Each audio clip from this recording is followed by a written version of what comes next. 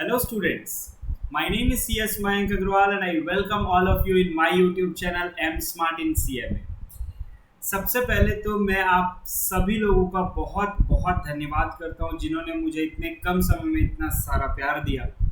और जब प्यार मिलता है और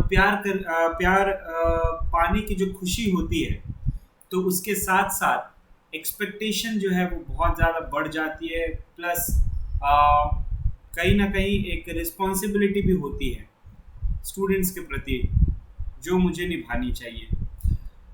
चूँकि मुझे पता है कि आप लोगों में से बहुत सारे लोग मुझसे नाराज़ होंगे क्योंकि एक लंबा समय हो गया जब मैंने कोई वीडियो नहीं डाला था और मुझे मैसेजेस आ रहे थे कि सर क्या आप वीडियो नहीं डालेगा, क्या और वीडियोस नहीं आएंगे।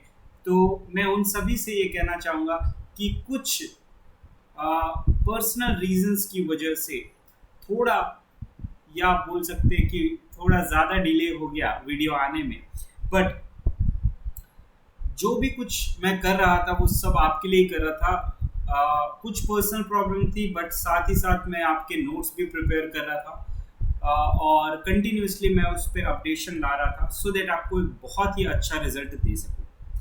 उसी का नतीजा है कि आज मैं आप लोगों के सामने एक नया वीडियो लेके आया हूँ और अब कंटिन्यूसली वीडियोस आते रहेंगे और इसमें कोई ब्रेक नहीं होगा, ऐसा मैं आपसे वादा करता हूँ। और कभी ऐसा हुआ कि एक आध दिन नहीं आ पाया वीडियो तो मैं बफर पे 2 वीडियो ज़रूर डाल दूंगा सो दैट आपका गैप ना हो, क्योंकि बहुत कम टाइम बचा एग्जाम। अब जैसा कि चैप्टर नंबर 1 का हमने वीडियो नंबर 1 कंप्लीट कर लिया था जिसमें हमने ऑलरेडी कवर किया था बेसिक कंसेप्ट्स ऑफ इकोनॉमिक्स। मैंने उसमें आप लोगों से डिस्कस किया था कि इकोनॉमिक्स क्या होता है। उसके बाद मैंने आप लोगों को बताया था कि इकोनॉमिक एक्टिविटीज़ में कौन कौन सी चीज़ें आती है, what are the subject matter of economics, जिसमें हमने 4 चीज़ें पढ़ी थी, production, consumption, exchange and distribution. और उसके बाद हमने देखा था types of distribution, micro and macro. अब थोड़ा सा और आगे बढ़ते हैं और दूसरा टॉपिक स्टार्ट करते हैं, डेफिनेशंस ऑफ इकोनॉमिक्स। अब ये एक ऐसा टॉपिक है जो कम्प्लीटली थ्योरेटिकल है, लेकिन मैं अगर पर्सनली आप मेरा ओपिनियन मानो तो मुझे सबसे ज़्यादा कॉम्प्लिकेटेड टॉपिक यही लगता है, that is definitions of economics. इसका कारण क्या है? इसका कारण है आपका मॉड्यूल। क्यों सर मॉड्यूल में ऐसा क्या है? तो बेटा आपके मॉड्यूल जो बनाई गई है सीएमए फाउंडेशन की, उसमें बहुत सारी गलतियां हैं और अगर मैं सिर्फ मॉड्यूल पे रिलाई करके आपको पढ़ाऊं तो आप हो सकता है कि मिसलीड हो जाए। आपको मैं बताऊंगा जब मैं आगे पढ़ाऊंगा कि क्या क्या कमियां हैं आपके मॉड्यूल में। प्लस बहुत सारी चीज़ें हाफ दी हुई है, पूरा सेंटेंस नहीं लिखा हुआ है, जिसके कारण पढ़ने के समय बहुत सारा कंफ्यूजन होता है। तो मैंने ये टॉपिक जो डेफिनेशन ऑफ इकोनॉमिक्स है इसको ट्राई किया है कि जितना सरल आपके लिए बना सकूं उतना मैं बनाऊं। आइए देखते हैं क्या है इस पर्टिकुलर टॉपिक पे। अब बेसिकली हमने ये तो समझ लिया कि इकोनॉमिक्स क्या होता है और सब्जेक्ट मैटर भी समझ लिया। अब समझते हैं कि किन किन लोगों ने इकोनॉमिक्स को डिफाइन किया है। बेसिकली इस टॉपिक में हमें क्या पढ़ना है? तो हमें ये पढ़ना है कि इकोनॉमिक्स को कितने तरीके से डिफाइन किया गया है।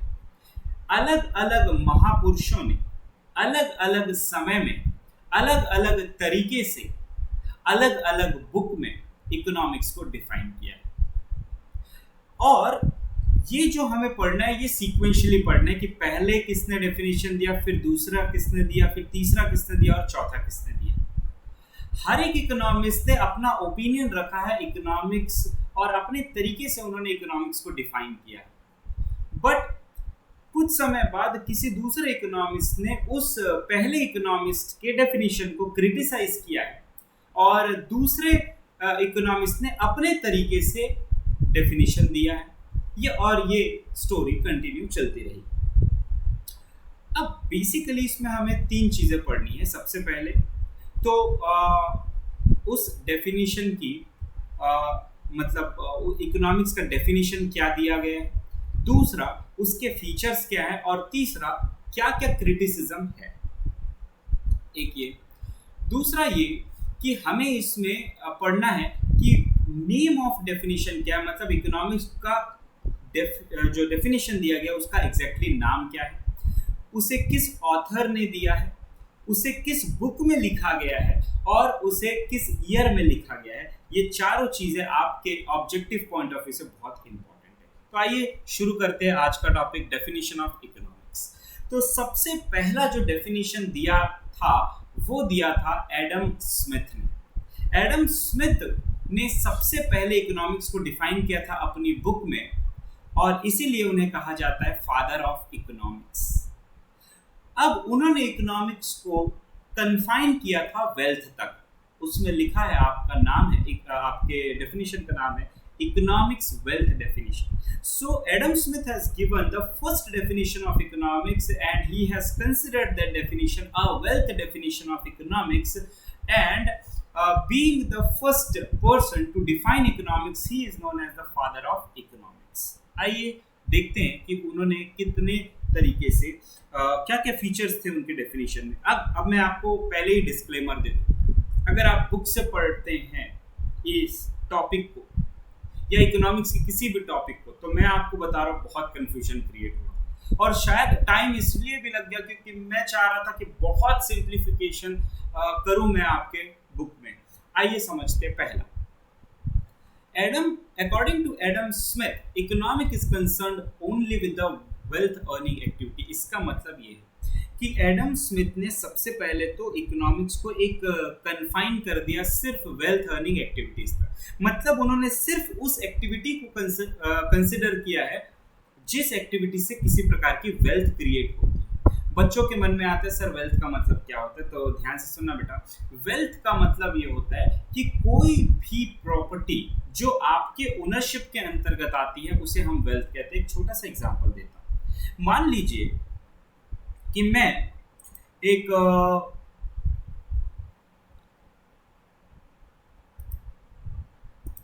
चलो इसको एक एग्जांपल और डायग्राम के साथ समझते, बड़ा अच्छा लगेगा आप लोगों को देखने। ध्यान से सुनिए।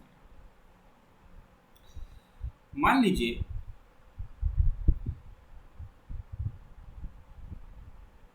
he is Mr. अमीर, ठीक, he is Mr. अमीर। अब इस मिस्टर अमीर के पास 4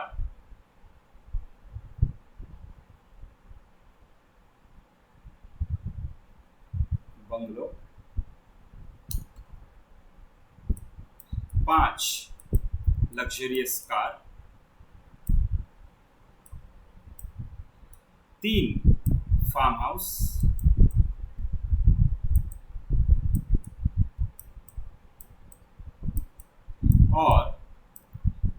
10 करोड़ रुपए। ये मैं सिर्फ आपको क्या समझा रहा हूं, ये मैं सिर्फ आपको एक वर्ड का मतलब समझा रहा हूं, और उस वर्ड का मतलब है वेल्थ। सो वेल्थ बेसिकली इसका मतलब क्या होता है, मिस्टर अमीर के पास 10 करोड़ रुपए बैंक में पड़े हुए, 4 बंगलो है, 5 कार है और 3 फार्म हाउस है। उसका ओनर है मिस्टर अमीर। तो मिस्टर अमीर के लिए आज की डेट में जो उनकी वेल्थ है, जो उनकी संपत्ति है, वो ये सारी चीजें हैं। It means anything which comes under the ownership और possession of any particular person और nation is known as wealth. I hope this particular term is very clear to all of you. So according to Adam Smith, economics is only concerned with the wealth earning activity। मतलब कोई भी ऐसी activity जिससे आप wealth generate कर पाओ उसी को इकोनॉमिक्स कंसिडर करेगा, अदरवाइज नहीं करेगा। इसका क्या इम्प्लीकेशन निकलता है? इसका मतलब ये निकलता है कि जैसे मैं अगर कोई सोशल सर्विस कर रहा हूं तो उसे इकोनॉमिक्स कंसिडर नहीं करेगा। Second point, it means economics deals with the production, consumption, exchange and distribution of wealth. अब ये 4 वर्ड हमने पिछली क्लास में डिस्कस किया था। प्रोडक्शन का मतलब ये कि कोई भी गुड्स एंड सर्विसेज प्रोड्यूसर जब कन्वर्ट करता है रॉ मटेरियल से फिनिश्ड प्रोडक्ट में, तो उस प्रोसेस को हम कहते हैं प्रोडक्शन। एक छोटा सा एग्जांपल देता हूँ पिछले क्लास से रिलेटेड, बहुत ही डिटेल में हर एक चीज़ पढ़ेंगे और मेरा पर्पस है आपको कंसेप्चुअल क्लैरिटी देना। नोट्स और बाकी सारी चीज़ें तो आपकी कॉम्प्लीमेंट्री ही रहेंगी, ध्यान से सुनिएगा। Suppose this is form,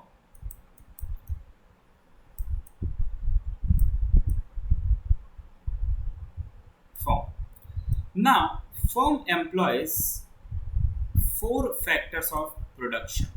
Four factor of production: land, in which he will set up the factory; labor, through which the production of the goods and services will be done. तीसरा रहेगा capital, that is machineries, जिसकी मदद से productivity को बढ़ाया जा सकता है। और एक होगा हमारा एंटरप्रेन्योर। एंटरप्रेन्योर्स मीन्स जो मालिक होगा फर्म का, जो इन सभी रिसोर्सेज को कंबाइन करेगा और गुड्स एंड सर्विसेज प्रोड्यूस करेगा। बहुत ध्यान से सुनो। अब जो लैंड ओनर होगा उसको हम नाम दे देते हैं सपोज राम। जिसने लेबर लगाया वो पर्सन है सपोज श्याम।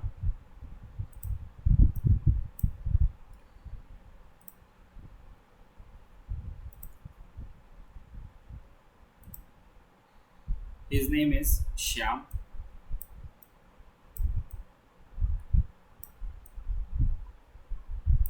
कैपिटल जिसने लगाया या मशीनरी जिसने प्रोवाइड की उसका नाम है मोहन।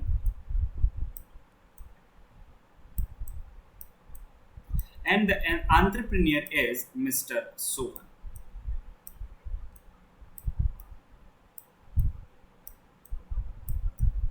अब बहुत ध्यान से समझना बेटा, एक एक चीज को डिकोड कर रहा हूं बहुत डिटेल में। So firm has employed four factors of production: land, labour, capital and entrepreneur. Land उन्होंने लिया राम से, लेबर उन्होंने लिया श्याम से, कैपिटल उन्होंने लिया मोहन से और एंटरप्रेन्योर सोहन था। ठीक। अब फर्म ने क्या किया, इन सभी फैक्टर्स ऑफ प्रोडक्शन को कंबाइन करके कुछ गुड्स एंड सर्विसेज प्रोड्यूस किए। क्या किया बेटा? प्रोडक्शन। क्या किया? प्रोडक्शन किया। Production of what? Goods and services.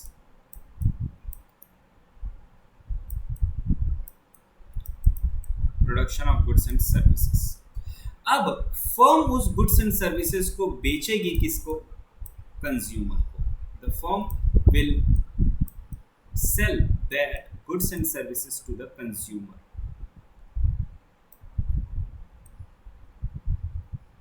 और कंज्यूमर उसको इस प्रोडक्ट के बदले में क्या देगा? पैसा। फर्म ने क्या दिया? Goods and services. और कंज्यूमर ने उसके बदले क्या दिया? पैसा। तो मुझे एक बात बताइए, यहाँ पे फर्म जब इन सारे फैक्टर ऑफ प्रोडक्शन को कंबाइन करेगा, प्रोडक्शन करेगा, प्रोडक्शन से गुड्स एंड सर्विसेज बनेंगे, वो गुड्स एंड सर्विसेज कंज्यूमर को दिया जाएगा और कंज्यूमर फाइनली उसके बदले फर्म को क्या पे करेगा? मनी पे करेगा। अब मान लीजिए कि ये सभी एक्टिविटी करने के बाद फर्म को एट द एंड 10 लाख रुपए मिलते हैं। कितने लाख रुपए मिलते हैं बेटा? 10 लाख रुपए। इसका मतलब ये क्या हुआ? उसकी इनकम। ठीक। अब ये जो इनकम है that is a part of wealth. Income is a part of wealth. तो ये जो 10 लाख रुपए है, फर्म अब क्या करेगा? फर्म अब उस 10 लाख रुपए को land owner that is Ram को देगा, उसका share, in the form of what?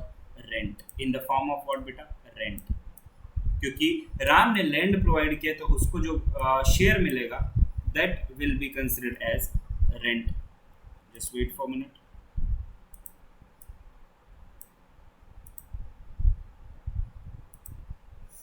Ram को मिलेगा रेंट, श्याम को लेबर के बदले मिलेगा वेजेस,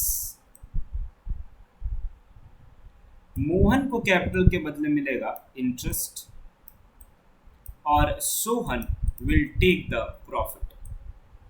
मतलब उस 10 लाख रुपए में से इन सभी लोगों को अपना अपना शेयर मिलेगा in the form of rent, wages, interest and profit, because they have provided the land, labour, capital and entrepreneur.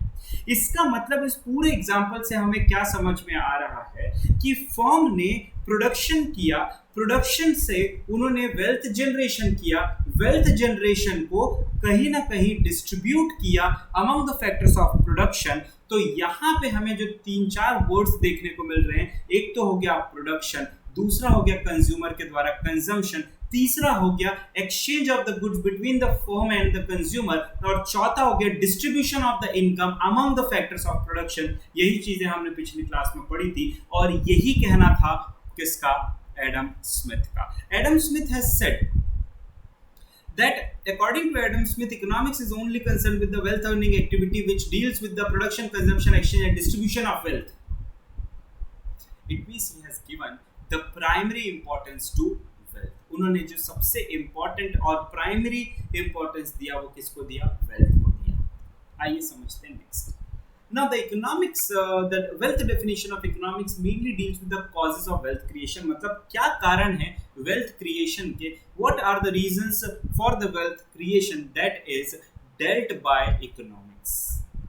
अब पांचवा, जो जिसका कोई क्लैरिफिकेशन नहीं दिया हुआ है मॉड्यूल में, बस वर्ड यूज करके छोड़ दिया गया। Adam Smith has considered the human beings as a economic man. Sir ये economic man का मतलब क्या होता है? इकोनॉमिक मैन, उनके कहने का मतलब ये था कि उन्होंने ह्यूमन बींग्स को इकोनॉमिक मैन इसलिए कहा क्योंकि उनका मानना था कि ह्यूमन बींग्स का सिर्फ एक ही मकसद है, ह्यूमन बींग का सिर्फ एक ही मकसद है और वो है ज्यादा से ज्यादा पैसे कमाना, चाहे किसी भी प्रकार से। The main motive of the human beings is to earn wealth by hook और by crook. That is the reason he has considered the human being as an economic man. अब ये तो मैं बता रहा हूं कुछ फीचर्स जो वेल्थ डेफिनेशन में दिए गए हैं, बट आप लोगों को पढ़ के ही समझ में आ गया होगा कि इसमें बहुत सारे लूप होल्स है और इसी वजह से अदर इकोनॉमिस्ट ने इसको क्रिटिसाइज किया कुछ ग्राउंड्स पे। बट उसके पहले हम एक चार्ट देख लेते हैं जो आपके रिवीजन में मदद करेगा, and you have to make this charts guys. आइए समझते हैं। पहला है definition of wealth definition of economics is mainly given by the two persons, Adam Smith and J.B. Say। जो आपके बुक में दिया हुआ है, ये दो महापुरुषों का नाम दिया हुआ है, J.B. Say and Adam Smith। Now J.B. Say has said that economics is the study of science of wealth, whereas Adam Smith has said economics is the science which deals with wealth। दोनों के definition में कुछ ज़्यादा फर्क नहीं है, दोनों का कहना यही है कि economics is all about study of wealth और economics is a science which deals with the wealth। मतलब इन्होंने confine कर दिया economics को सिर्फ wealth तक। आपको ध्यान रखना है किसने क्या वर्डिंग्स यूज किया है जो आपके ऑब्जेक्टिव पॉइंट ऑफ व्यू से इंपॉर्टेंट है। आइए देखते हैं कुछ फीचर जो आपके बुक में दिया हुआ है। It focuses on the production, consumption, distribution and exchange. We have studied it in detail. Second is according to Adam man is an economic man. इसका मतलब क्या हुआ कि अभी अभी मैंने समझाया that the objective of the person is to earn money by hook और by crook. Third one, it deals with the causes of creation of wealth. इसका मतलब क्या है कि उन्होंने ये बताया कि वेल्थ क्रिएट किन किन कारणों से होता है। क्रिटिसिज्म क्या है? अब वेल्थ डेफिनेशन को क्रिटिसाइज किया गया बहुत से इकोनॉमिस्ट। क्या क्या बेसिस थे इकोनॉमिस्ट के? पहला ये कि इस वेल्थ डेफिनेशन में उन्होंने सिर्फ वेल्थ अर्निंग एक्टिविटीज को ही कंसीडर किया। इसका मतलब वो सारे एक्टिविटीज को उन्होंने इग्नोर कर दिया जो सोशल सर्विसेज से रिलेटेड। जो ह्यूमन बीइंग सोशल सर्विसेज में रिलेटेड है, किसी प्रकार के सर्विसेज में एंगेज्ड है, he has ignored those things. Second point, उन्होंने एक कंसेप्ट दिया जिसका नाम था इकोनॉमिक मैन। अब मुझे एक बात बताइए कि इकोनॉमिक मैन एक कंसेप्ट जो दिया उन्होंने वो बहुत ही अनरियलिस्टिक कंसेप्ट था, बहुत ही वेग कंसेप्ट था। क्यों? किसी भी ह्यूमन बीइंग में पैसे कमाने की भावना होती है, जरूर होती है, बिकॉज बिना वेल्थ के वो सरवाइव नहीं कर सकता। लेकिन एक और साइड होता है ह्यूमन बीइंग्स का, वो होता है रिस्पेक्ट कमाना, self esteem, kindness, social service. और उन्होंने वो सारे एस्पेक्ट को यहाँ कहीं ना कहीं इग्नोर कर दिया और उन्होंने सिर्फ ह्यूमन बीइंग को एक ही मकसद से बताया और वो था किसी भी तरीके से पैसे कमाना, जो कि गलत था कहीं ना कहीं। Next, Adam Smith has given the primary importance to wealth and secondary to the mankind. Mankind का मतलब है तो लोगों की भलाई। एडम स्मिथ ने प्राइमरी इंपॉर्टेंस दिया वेल्थ को और उन्होंने दूसरा या सेकेंडरी इंपॉर्टेंस दिया ह्यूमन बीइंग के वेलफेयर को। अब इसको क्रिटिसाइज किया गया दूसरे इकोनॉमिस्ट के द्वारा इस ग्राउंड पे कि एक पर्सन की जिंदगी वेल्थ के लिए सेक्रीफाइस नहीं की जा सकती है, बल्कि वेल्थ को इस तरीके से यूटिलाइज किया जाए जिससे लोगों की भलाई हो। सो ही was criticized on the ground that the human life cannot be sacrificed for the wealth, as he said that that a human being is an economic man. His main objective is to earn money by hook or by crook, balki wealth is for the welfare of the human beings, mankind. I hope आपको ये भी बहुत अच्छे से clear हुआ किस किस points पे क्रिटिसाइज किया। क्रिटिसाइज करने वाले थे कौन? क्रिटिसाइज करने वाले थे एक बहुत ही अच्छे इकोनॉमिस्ट जिनका नाम है एल्फ्रेड मार्शल। बहुत सारे इन्होंने इकोनॉमिक्स के कंसेप्ट दिए हैं, हर जगह आपको इनका नाम जरूर मिलेगा, एल्फ्रेड मार्शल। एल्फ्रेड मार्शल ने दूसरा डेफिनेशन दिया इकोनॉमिक्स को, and he has defined the economics in terms of welfare. Adam Smith ने जो डेफिनेशन दिया वो था वेल्थ के पॉइंट ऑफ व्यू से, जबकि हमारे एल्फ्रेड मार्शल ने जो डेफिनेशन दिया इकोनॉमिक्स का वो वेलफेयर के टर्म्स में दिया, क्योंकि उन्होंने एडम स्मिथ ने वेलफेयर कंसेप्ट को तो कंप्लीटली इग्नोर कर दिया था। आइए देखते हैं एल्फ्रेड मार्शल साहब ने क्या बोला। Economics is a study of Mankind in the ordinary business of life. उन्होंने क्या कहा कि economics deal with the study of Mankind, human beings in the ordinary business of life. अब उनके डेफिनेशन से ये जो वर्डिंग्स आ रही है ordinary business of life, non ordinary business of life, ये कहीं ना कहीं एक लिमिटेशन है, बिकॉज एल्फ्रेड मार्शल ने जो बाइफिकेशन किया था एक्टिविटीज का उसको उन्होंने कहीं ना कहीं क्लैरिफाई नहीं कर पाए, और ये कहीं ना कहीं उनका एक क्रिटिसिज्म बना। लेकिन फिर भी अगर मैं आपको समझाने की कोशिश करूं तो इस डेफिनेशन से क्रक्स ये निकलता है कि इकोनॉमिक्स इस बात की स्टडी करता है कि एक ह्यूमन बीइंग किस तरीके से वेल्थ क्रिएट करता है, उस वेल्थ को किस तरीके से यूज करता है अपने वांट्स को सेटिस्फाई करने में और लोगों की भलाई करने में। इसका मतलब उन्होंने जो प्राइमरी फोकस किया वो किया ह्यूमन बीइंग के वेलफेयर पे, ना कि वेल्थ क्रिएशन पे। It examines that part of the individual and social action which is connected with the achievement or attainment and use of the material requisites for the well-being or of the well-being। इसका मतलब ये है कि उन्होंने ये इस बात को एनालाइज किया, इस बात की जांच पड़ताल की कि किस तरीके से जो ह्यूमन बीइंग्स है वो वेल्थ क्रिएट करते हैं और उसको यूज करते हैं for the satisfaction of the wants and for the welfare of the people. That is what he has said through this definition. Next, according to Alfred Marshall, economics is one side of the wealth. On the other and more important side, it is the study of part of the welfare of man. Sir इसका मतलब क्या? उन्होंने ये चीज को समझा कि भाई बिना वेल्थ के आप वेलफेयर नहीं कर सकते, लेकिन अगर वेल्थ एक इम्पॉर्टेंट पहलू है, सिक्के का एक पहलू है वेल्थ, तो दूसरा हिस्सा और सबसे अहम हिस्सा है वेलफेयर। उस वेल्थ की कोई महत्व नहीं है, उस वेल्थ का कोई इंपॉर्टेंस नहीं है जो लोगों की भलाई के लिए काम में ना आए, जो अपने सेटिस्फेक्शन ऑफ वांट्स के लिए काम में ना आए। इसलिए उन्होंने कहा economics is one side the study of wealth, on the other and more important side it is the study of part of the welfare of the human beings. Next point,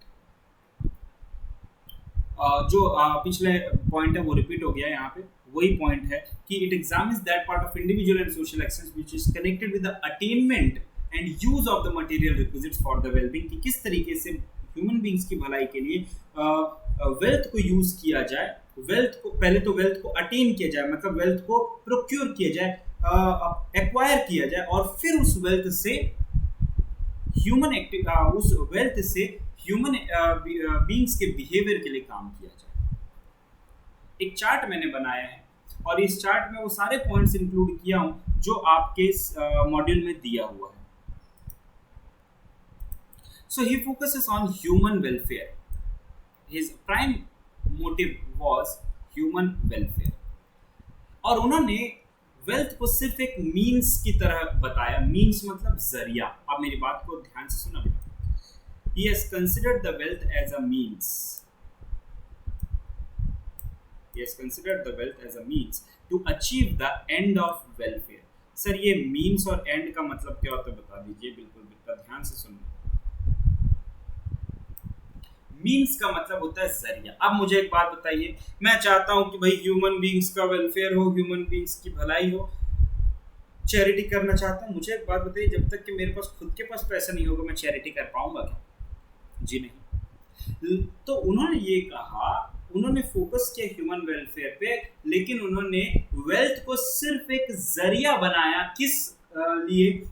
welfare को achieve करने के लिए। It means the wealth was a means to achieve the end result of welfare. I hope this is very clear to all of you. मैं एक एक word को इसलिए clarify कर रहा हूँ बेटा, क्योंकि साइंस के भी बच्चे हैं, कॉमर्स के भी बच्चे हैं, और सिर्फ पढ़ दिया या ऊपर ऊपर से बता दिया तो वो वर्ड जो है वो आपके दिमाग में स्टिक हो जाएगा, कहीं ना कहीं अटक जाएगा, और फिर आपको कंफ्यूजन होगा, सर इसका मतलब क्या, उसका मतलब क्या।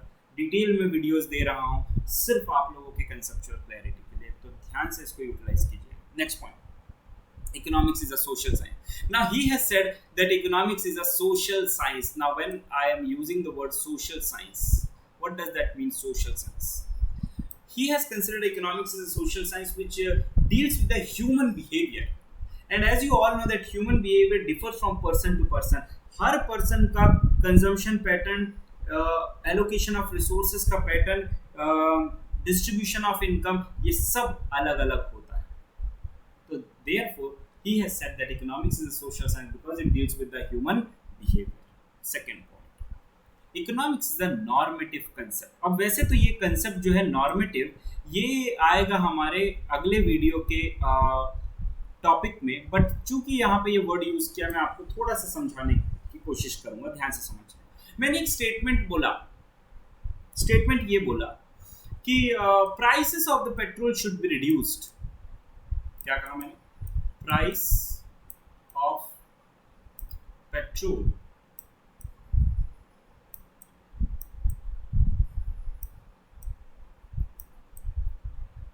should be reduced.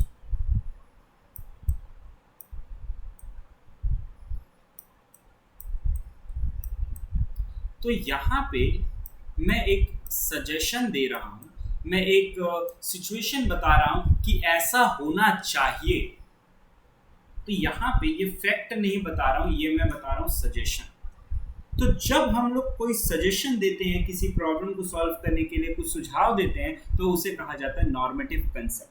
अब उन्होंने कहा कि economics deals with the normative concept. इसका मतलब ये इकोनॉमिक्स का फर्ज बनता है कि ये बताया जाए कि किस तरीके से प्रॉब्लम को सॉल्व किया जाना चाहिए। एक और छोटा सा एग्जांपल देता हूं,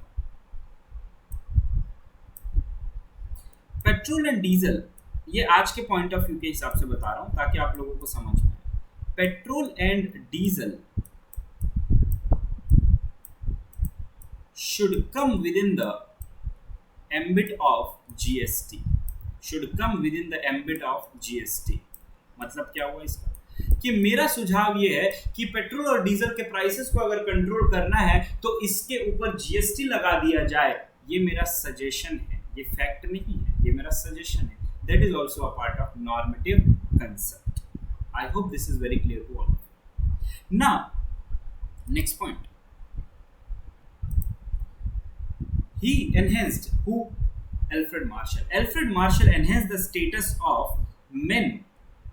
He has enhanced the status of men from, he has enhanced the status of men from economic men to social men। Sir इसका मतलब क्या है, तो ध्यान से सुनना बेटा। एल्फ्रेड मार्शल एडम स्मिथ ने कहा कि human being is only an economic man. पैसा कैसे भी कमाए, बाय हुक और बाय क्रुक, बट उन्होंने एक ह्यूमन बींग्स का एक दर्जा बढ़ाया और उन्होंने इकोनॉमिक मैन से उसे सोशल मैन बताया कि एक ऐसा person, human being is a social man who earns the wealth but for the welfare of the human beings. Is it fine? Next point,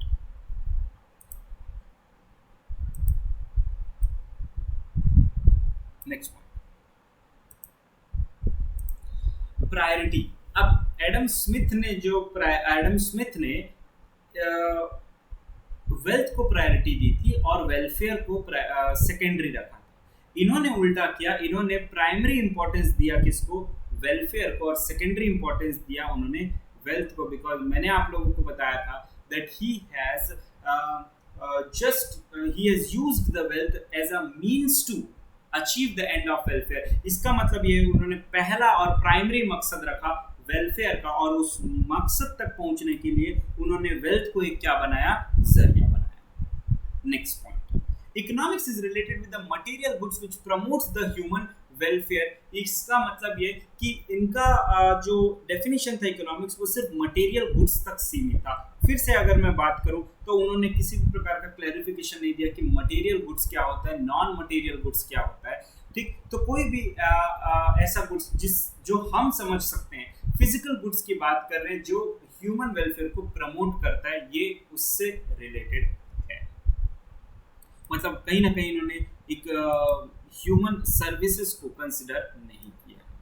so it deals with the material goods which promotes the human welfare. मतलब इन्होंने सिर्फ उन goods को consider किया जो human के welfare के लिए यूज किए जाएं, उसके अलावा इन्होंने सारे गुड्स को इग्नोर कर दिया। अब यह एक क्रिटिसिज्म बना, आइए देखते हैं क्या क्रिटिसिज्म था। तो एल्फ्रेड मार्शल ने गुड्स को क्लासिफाई किया, material goods, non material goods, लेकिन वो डिफरेंस नहीं बता पाए कि भाई किस बेसिस पे आपने डिफर किया है, किस बेसिस पे आपने डिफरेंशिएट किया है। दूसरा, उन्होंने कहा, अभी लास्ट पॉइंट जो हमने पढ़ा था, that economics is related with the material goods which promotes the human welfare. इसका मतलब ये है उन्होंने सिर्फ उन गुड्स को कंसीडर किया जो ह्यूमन वेलफेयर को प्रमोट कर सके। तो वो गुड्स क्या जो ह्यूमन वेलफेयर को प्रमोट नहीं करते। एक छोटा सा एग्जांपल देता हूं। हर देश में टोबैको, सिगरेट, दारू, गांजा, ये सारी चीजें प्रोड्यूस होती है। चलो गांजा तो सपोज इलीगल में आ जाता है, लेकिन तंबाकू, दारू, सिगरेट, ये सारे जो गुड्स हैं ये कभी भी ह्यूमन बीइंग्स का वेलफेयर नहीं करते, बट फिर भी ये प्रोड्यूस होते हैं, ये कंज्यूम भी होते हैं। So Marshall has neglected some material goods which do not promote the human welfare, but these goods are also produced, exchanged and consumed in the economy. तो कहीं ना कहीं जब वो इकोनॉमिक्स के बारे में बात कर रहे हैं तो उन्हें उन सारे गुड्स को कंसिडर करना चाहिए जो इकोनॉमी में प्रोड्यूस होते हैं, एक्सचेंज होते हैं, कंज्यूम होते हैं। ऐसा कैसे बाइफोकेशन कर सकते हो कि ये गुड्स जो हैं जो ह्यूमन वेलफेयर को प्रमोट करते हैं वो ही इकोनॉमी में कंसिडर किए जाएंगे, और वो गुड्स नहीं जो ह्यूमन वेलफेयर को प्रमोट नहीं करते। तो ये एक उन्होंने किसने, रॉबिन्स ने क्रिटिसाइज किया, जो हमारे अगले महापुरुष है जिन्होंने इकोनॉमिक्स को डिफाइन किया। अगले महापुरुष की बात करते हैं, Lionel Robins. Lionel Robins propounded the scarcity definition of economics, और उन्होंने कहा that economics is a science which studies the relationship between the unlimited wants and scarce means which have alternative uses। एक छोटा सा एग्जांपल दे के इस पूरे definition को समझाना चाहूंगा, ध्यान से सुनो।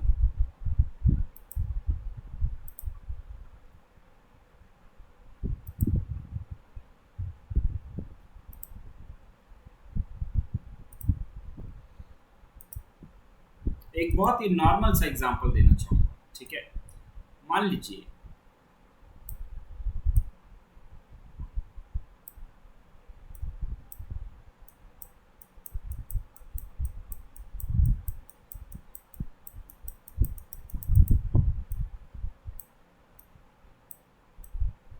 आज एक नाम ले लेते हैं, नितेश। सपोज आज नितेश का बर्थडे है, बड़ा खुश है बच्चा, इसका बर्थडे है आज, ठीक। मम्मी ने खुश होके इस बेचारे को, बेचारा क्यों बोल रहा हूं आपको आगे समझ में आएगा, इसको 2000 रुपए दिया, ठीक है। तो मम्मी ने इसको 2000 रुपए दिया कि जा बेटा नितेश, जी ले अपनी जिंदगी। अब नितेश बड़ा खुश, वाह 2000 रुपए मिल गया। अब नितेश के पास बहुत सारे प्लान्स हैं। नितेश इस 2000 रुपए से अपने लिए ड्रेस खरीदना चाहता है, ड्रेस। फिर उसके मन में ख्याल आता है कि यार दोस्तों को अगर पार्टी ना दिया जाए तो दोस्त मेरी जान खा लेंगे, तो पार्टी भी देना जरूरी है। तीसरा वो चाहता है कि रेस्टोरेंट में खाना खाऊं, मूवी जाऊं।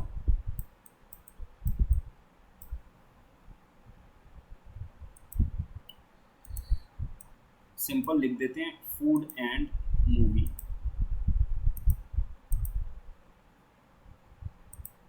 ठीक है, तो फूड एंड मूवी ये भी वो करना चाहता है। और वो ये भी चाहता है कि यार कुछ पैसे मैं खर्च कर दूं, एक्सपेंडिचर, प्लस कुछ पैसे मैं सेव कर लूं। अब मुझे एक बात बताओ, इस नितेश के पास इतने सारे ऑप्शंस हैं। वो ड्रेस भी खरीदना चाहता है, पार्टी भी करना चाहता है, फूड एंड मूवी भी देखना चाहता है, और एक्सपेंसेस भी करना चाहता है, और कुछ सेविंग्स भी करना चाहता है ताकि फ्यूचर में उसको काम आ सके। अब नितेश के पास 2000 रुपए है और इस बेचारे के पास इतने सारे ऑप्शन है, ये कंफ्यूज कि क्या करूं और क्या ना करूं। इसका मतलब कहीं ना कहीं इसके पास, इसके सामने एक सिचुएशन आ रही है, और वो सिचुएशन कुछ इस प्रकार की है कि उसके पास वांट्स तो बहुत सारे हैं, लेकिन उन वांट्स को पूरा करने के लिए जो रिसोर्सेस हैं, जो साधन है, वो कम। इसका मतलब उसने एक प्रॉब्लम फेस किया, और उसका नाम था स्केर्सिटी। क्या नाम है बेटा? स्केर्सिटी।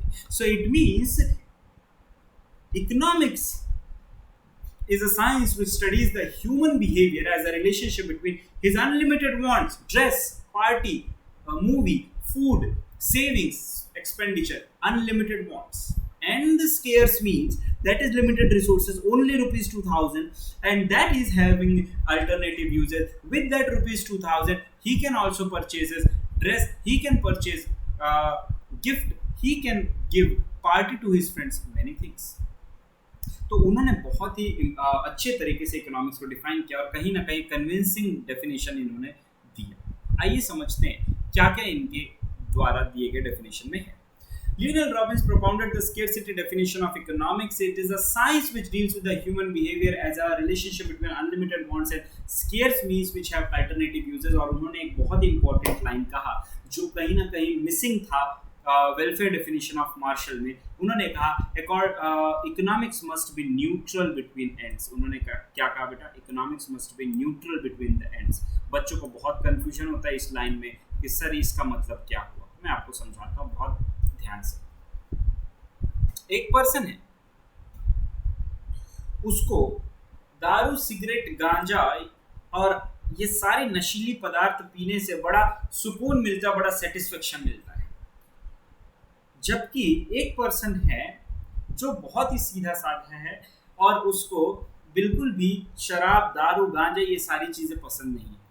दो लोग, दो अलग अलग तरीके के वांट्स, दो अलग अलग चीजों से मिलने वाला सेटिस्फेक्शन। अब इकोनॉमिक्स किसको कंसिडर करे और किसको ना करे? तो अगर एल्फ्रेड मार्शल के हिसाब से जाए तो जो गुड्स हार्मफुल है, जो ह्यूमन वेलफेयर नहीं कर रहा है, मतलब ये कि जो गुड्स दारू, शराब, दारू, गांजा, सिगरेट, तंबाकू ये सारे गुड्स है, ये हार्मफुल है, वो इकोनॉमिक्स कंसिडर नहीं करेगा। और वो गुड्स कंसिडर करेगा जो ह्यूमन बींग्स को की भलाई के लिए यूज किए जाते हैं। तो रॉबिन्स ने कहा economics must be neutral between the ends, economics must be neutral between the wants. उन्होंने ये कहा कि ऐसा कोई भेदभाव नहीं कर सकता है इकोनॉमिक्स कि ये ह्यूमन वेलफेयर के लिए तो इसको कंसिडर करें, ये ह्यूमन वेलफेयर के लिए नहीं है तो इसे कंसिडर ना करें। I hope this is very clear to all of you. Next point, ये बार बार रिपीट हो गया, ये कुछ आगे बढ़ते हैं। फीचर्स ऑफ इकोनॉमिक्स, पहला है अनलिमिटेड वांट्स। ह्यूमन बीइंग से का नेचर ऐसा है कि जैसे ही एक वांट सेटिस्फाई होती है तुरंत दूसरी वांट इमर्ज हो जाती है। एक छोटा सा एग्जांपल देते हैं। मान लीजिए मिस्टर सुदेश, ठीक है, मिस्टर सुदेश जो है वो बहुत जिद कर रहा था कि मम्मी मुझे मोबाइल चाहिए, मुझे मोबाइल चाहिए, मुझे मोबाइल चाहिए। मम्मी ने उसको मोबाइल दिलवा दिया। कुछ दिन मोबाइल यूज करता है, जैसे ही वो मोबाइल से बोर हो जाता है अब उसको लैपटॉप चाहिए। जैसे ही वो लैपटॉप से कुछ दिन के बाद बोर हो जाता है फिर उसको गाड़ी चाहिए। स्कूटी चाहिए, बाइक चाहिए, जैसे ही वो बाइक से कुछ दिन के बाद बोर हो जाता है फिर उसको चाहिए कार। इसका मतलब ये कि human wants are unlimited in nature, as soon as one want get satisfied the other want immediately emerges, new want immediately emerge. Second point, scarce resource. हमारे वांट्स तो अनलिमिटेड है लेकिन उन वांट्स को पूरा करने के लिए जो रिसोर्सेस है, जो साधन है वो लिमिटेड है, और इस वजह से हमें एक प्रॉब्लम फेस करनी पड़ती है जिसको हम कहते हैं problem of choice. We have to make a choice between the urgent wants and non urgent wants. हर एक ह्यूमन बीइंग के लिए कुछ वांट्स अर्जेंट हो सकते हैं, कुछ वांट्स नॉन अर्जेंट हो सकते हैं। एक छोटा सा एग्जांपल देता हूँ। एक बच्चा है जिसका 2 दिन बाद एग्जाम है, उसके लिए क्या ज़्यादा इंपॉर्टेंट है, मूवी पे पैसा खर्च करना या बुक खरीदना? अब हो सकता है कुछ पर्सन बोले, महापुरुष बोले कि सर हम तो मूवी देख लेंगे, पढ़ाई तो कैसे भी हो जाएगी, चीट वगैरह मार लेंगे। लेकिन ये डिपेंड करता है पर्सन टू पर्सन। हाउएवर अगर मैं एक रेशनल पर्सन की बात करूं तो उसके लिए उस समय अर्जेंसी क्या है, उस टाइम पे उसके लिए इम्पोर्टेंट क्या है, उस टाइम पे उसके लिए इम्पोर्टेंट है बुक खरीदना। तो कुछ वांट्स अर्जेंट होते हैं या कुछ वांट प्रायोरिटी बेसिस पे होते हैं और कुछ वांट नॉन प्रायोरिटी बेसिस पे होते हैं, इसलिए उसको प्रॉब्लम फेस करना पड़ता है, choice. Therefore, the scarcity of resources has become the root cause of all economic problem. I hope this is very clear to all of you. Next point is alternative uses. एक छोटा सा example देता हूँ आपको। एक ये plot of land है, ठीक। अब इस प्लॉट ऑफ लैंड में आप एग्रीकल्चरल एक्टिविटीज भी कर सकते हो, हाउस बना सकते हो, ठीक, हॉस्पिटल बना सकते हो, और भी अदर एक्टिविटीज आप कर सकते हो, स्कूल बना सकते हो। अब एक लैंड और उसमें आप इतने सारे एक्टिविटीज कर सकते हो, इसका मतलब land is a resource and it is not only limited but it also have alternative uses. I hope this is very clear to all of you. Next point. अच्छा, डेफिनेशन मैंने एक चार्ट फॉर्म में बना दिया आपके revision के लिए, तो आप इसको देख लीजिएगा। मैंने स्पेसिफाई भी किया है। It is a science which studies the human behaviour as a relationship between, it is relationship between end का मतलब वांट, अनलिमिटेड है, with the scarce means, that is scarce resources, and that is limited resources which are having alternative uses। जो resources हैं आपके अलग अलग uses हैं उसके। So these are the features। Economic studies the problem of choice, that how unlimited wants are to be satisfied with limited resources having alternative uses। बहुत सारे example दिए जिससे आपको एक क्लियर हो गया होगा। आइए समझते हैं कुछ फीचर्स जो रॉबिन्स के डेफिनेशन में दिया गया है। पहला है एनालिटिकल साइंस। एनालिटिकल साइंस का मतलब होता है इकोनॉमिक्स एक ऐसा साइंस है, इकोनॉमिक्स एक ऐसा सब्जेक्ट है जो हर चीज को बारीकी से एनालाइज करता है, कॉज एंड इफेक्ट रिलेशनशिप स्थापित करता है और उसके बाद वो कंक्लूजन निकालता है। So that is why it is considered as analytical science. दूसरा, it is a universal science, that is scarcity. The definition of scarcity is a universal science because it is applicable to all the economics. इसका मतलब ये हुआ कि scarcity एक ऐसा problem है जो हर एक इंसान को कहीं ना कहीं फेस करनी पड़ती है, चाहे वो मेरे जैसा आम इंसान हो या मुकेश अंबानी जैसा रिच पर्सन हो। All of us faces the problem of scarcity. Degree of scarcity में डिफर। मुझे हो सकता है 5 लाख रुपए की ज़रूरत है लेकिन मेरे पास वो नहीं है डिजिटल बोर्ड खरीदने के लिए, वही मुकेश अंबानी के पास 5 लाख करोड़ कम पड़ रहे हैं उसको एक नया प्रोजेक्ट स्थापित करने के लिए। और उसी तरीके से चाहे डेवलपिंग कंट्री हो चाहे डेवलप्ड इकोनॉमी हो, हर जगह एक स्केर्सिटी की प्रॉब्लम तो फेस करनी ही पड़ती है। उसके बाद उन्होंने एक कंसेप्ट दिया पॉजिटिव इकोनॉमिक्स, इसको भी मैं समझा देता हूँ। मैंने अभी थोड़ी देर पहले समझाया था नॉर्मेटिव इकोनॉमिक्स। नॉर्मेटिव इकोनॉमिक्स का मतलब सजेशन देना, क्या होना चाहिए। पॉजिटिव इकोनॉमिक्स की अगर मैं बात करूँ तो positive economics deals with the facts. हालांकि ये दोनों वर्ड को हम लोग कल डिटेल में डिस्कस करेंगे नेक्स्ट वीडियो में। So if I talk about positive, the word positive means which deals with the facts. The petrol and diesel are, the prices of the petrol and diesel are rising in India. This is a fact कि petrol और diesel के दाम बढ़ रहे हैं। That is a positive economic. तो इसका मतलब ये है कि रॉबिन्स ने कहा कि economics deals with the real life situation, practical situation, what is or how the problem is actually solved and not how it should be solved. So it does not deal with the suggestion.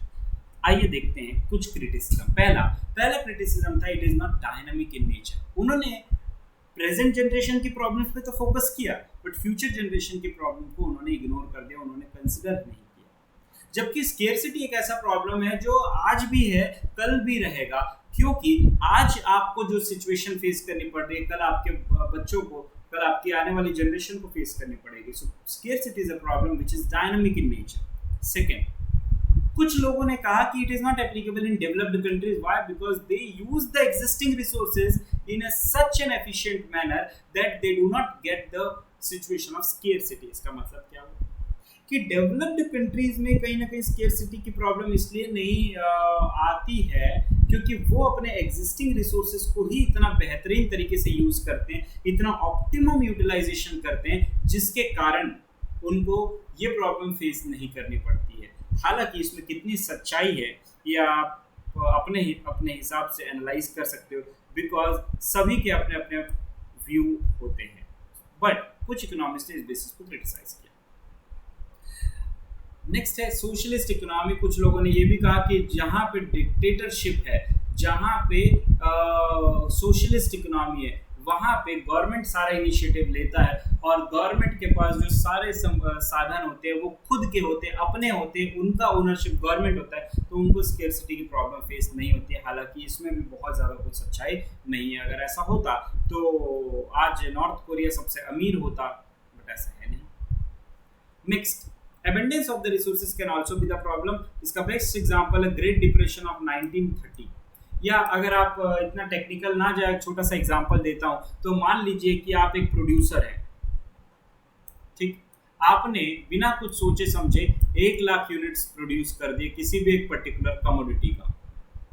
1 lakh units आपने produce कर दिया। अब 1 lakh unit आपने produce कर दिया, but actual में cell जो हुआ वो सिर्फ 20,000 यूनिट का हुआ।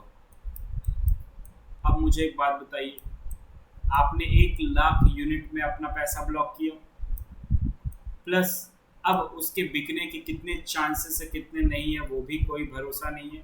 हो सकता है बिल्कुल ना बिके, 80,000 पूरे वेस्ट हो जाए। इसका मतलब ये कि भाई आपने अपने रिसोर्सेज को कहीं ना कहीं 1 लाख यूनिट जो है वो आपके लिए resources, but that is abundance. So sometimes abundance of resources can also be a problem. It is not necessary that only scarcity is a problem. Next point, अब बात करते हैं प्रोफेसर ए सैमुअल्सन की, और इन्होंने दिया growth oriented definition. Growth oriented definition में इन्होंने लूप होल्स हटाए बहुत सारे प्रीवियस डेफिनेशंस के, और उन्होंने एक कंबाइंड डेफिनेशन दिया जो बहुत ही बड़ा है, और इसलिए मैंने इसको पार्ट में पॉइंट्स में लिखा है, चार्ट की मदद से ज्यादा क्लियर होगा। According to professor A Samuelson, economics is the study of how men and society choose with or without use of money to employ the scarce resources that would have alternative uses to produce various commodity and distribute them for consumption now or in the future among the various persons and groups in the society। इसका मतलब क्या हो, ध्यान से समझिए। एक छोटी छोटी चीज को तोड़ के आपको समझाता हूँ हिंदी में। इकोनॉमिक्स क्या है? इकोनॉमिक्स एक ऐसी पढ़ाई है जिसमें हम ये समझते हैं कि किस तरीके से सोसाइटी अपने लिमिटेड रिसोर्सेज को, अपने सीमित संसाधन जिसके अलग अलग यूजेस हैं, उसको अलग अलग एक्टिविटीज में लगाती है, अलग अलग कमोडिटीज प्रोड्यूस करने में लगाती है, जिसे इस जनरेशन वाले तो कंज्यूम करेंगे ही करेंगे, आने वाले फ्यूचर जनरेशन वाले भी कंज्यूम करेंगे। तो ये जो करने का जो टेक्निक है, ये किस तरीके से किया जाता है, कैसे किया जाता है, इसी की पढ़ाई इकोनॉमिक्स कहलाती है, ऐसा कहा है प्रोफेसर ए सैमुअल्सन ने। मेरे समझाने के बाद एक बार फिर से डेफिनेशन पढ़ो, एक एक वर्ड क्लियर होगा, दैट्स माय गारंटी। आइए समझते हैं what are the features of economics according to him. Growth oriented definition है also accept, I mean professor Samuelson ने भी जो डेफिनेशन दिया था रॉबिन्स ने उसको एक्सेप्ट किया। उन्होंने भी अनलिमिटेड वांट्स और लिमिटेड रिसोर्सेस के कंसेप्ट को अडॉप्ट किया और उन्होंने भी कहा कि हाँ, ये सत्य बात है कि ह्यूमन के जो वांट्स है वो अनलिमिटेड है और उनके जो रिसोर्सेस है वो लिमिटेड है, जिसके अल्टरनेटिव यूजेस हो सकते हैं। उनके अकॉर्डिंग द जो स्केर्सिटी की प्रॉब्लम है वो सिर्फ प्रेजेंट जनरेशन तक ही नहीं बल्कि फ्यूचर जनरेशन को भी अप्लाई होगी। नेक्स्ट, जो किसी भी इकोनॉमी की जो ग्रोथ एंड डेवलपमेंट है ना, वो उसके प्रोडक्शन और कंजम्पशन पे निर्भर करती है। फॉर एग्जांपल, इंडिया एक कंजम्पशन क्या बोलना चाहिए उसको, एक कंज्यूमर मार्केट है, इसलिए देश भर के लोग हमारे साथ रिलेशन अच्छा रखना चाहते हैं बिकॉज हमारे पास ह्यूज पॉपुलेशन और एक हम बहुत बड़ा मार्केट है कंजम्पशन के लिए। बट किसी भी इकोनॉमी की ग्रोथ तभी हो सकती है जब प्रोडक्शन और कंजम्पशन दोनों हो। मतलब ये कि हम कंज्यूम तो कर रहे हैं बट उतनी मात्रा में अगर प्रोड्यूस ना करें तो हमें डिपेंडेंट होना पड़ेगा किस पे, फॉरेन कंट्रीज पे। Next, this definition of growth has considered economic growth as an integral part of economics। इसका मतलब ये कि इकोनॉमिक ग्रोथ एक बहुत ही इम्पॉर्टेंट हिस्सा है इकोनॉमिक्स का।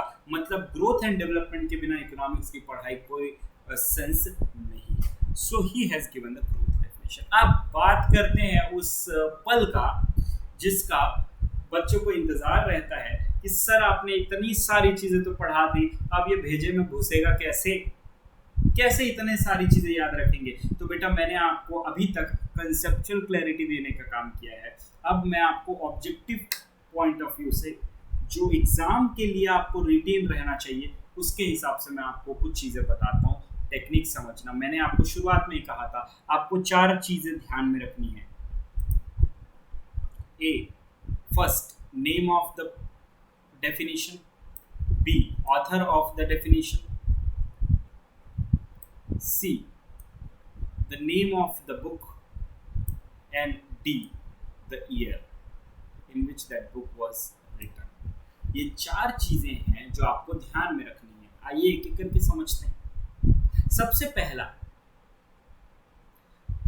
ये सीक्वेंशियली होगा, पहले आया वेल्थ, फिर आया वेलफेयर, फिर आया स्केर्सिटी एंड ग्रोथ। एक स्टोरी बनाया हूं, ध्यान से समझना। सबसे पहले आप वेल्थ जनरेट करोगे, सबसे पहले आप पैसा कमाओगे बहुत सारा। जब बहुत सारा पैसा कमाओगे उसके बाद आप सोचोगे वेलफेयर करने की, आप लोगों की भलाई पे खर्च करोगे। जैसे ही आप लोगों की भलाई पे खर्च करना स्टार्ट करोगे आपके पास पैसों की कमी आएगी, मतलब आपको एक सिचुएशन फेस करनी पड़ेगी जिसका नाम है स्केर्सिटी। लेकिन इतना पुण्य कमा लोगे उससे कि आपका अल्टीमेटली ग्रोथ हो जाएगा। इसका मतलब आपने वेल्थ कमाया, फिर वेलफेयर पे खर्च किया, फिर आपको एक सिचुएशन फेस करनी पड़ी स्केर्सिटी की, लेकिन ओवरऑल ग्रोथ हो गया आपका। सीक्वेंशियल मैनर में आपको याद हो गया, कभी आपको भूलोगे नहीं अगर इस स्टोरी के साथ आप याद रखोगे तो।